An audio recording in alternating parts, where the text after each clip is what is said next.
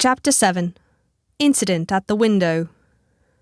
It chanced on Sunday, when Mr. Utterson was on his usual walk with Mr. Enfield, that their way lay once again through the by-street, and that when they came in front of the door, both stopped to gaze on it. "Well," said Enfield, "that story is at an end at least. We shall never see more of Mr. Hyde." "I hope not," said Utterson. "Did I ever tell you that I once saw him and shared your feeling of repulsion?" "It was impossible to do the one without the other," returned Enfield.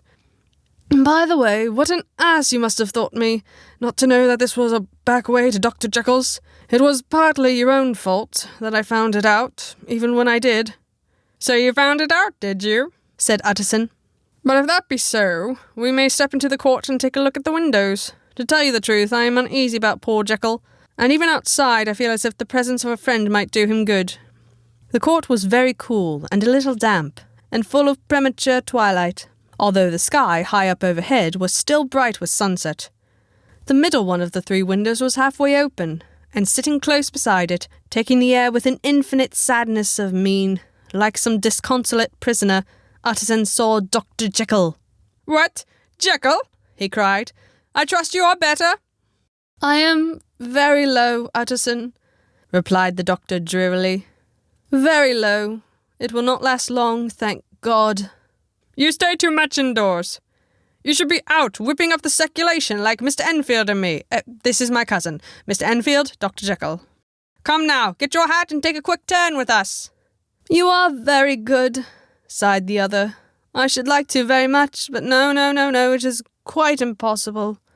I dare not. But indeed, Utterson, I am very glad to see you. This is really a great pleasure. I would ask you and Mr. Enfield up, but the place is really not fit." "Why then," said the lawyer good-naturedly, "the best thing we can do is stay down here and speak with you from where we are." "That is just what I was about to venture to propose," returned the doctor with a smile. But the words were hardly uttered before the smile was struck out of his face and succeeded by an expression of such abject terror and despair as froze the very blood of the two gentlemen below. They saw it but for a glimpse, for the window was instantly thrust down. But that glimpse had been sufficient, and they turned and left the court without a word. In silence, too, they traversed the by-street, and it was not until they had come into the neighbouring thoroughfare, where even upon a Sunday there were still some stirrings of life, that Mr. Utterson at last turned and looked at his companion. They were both pale, and there was an answering horror in their eyes. "God forgive us. God forgive us," said Mr. Utterson, but Mr. Enfield only nodded his head very seriously and walked on once more in silence.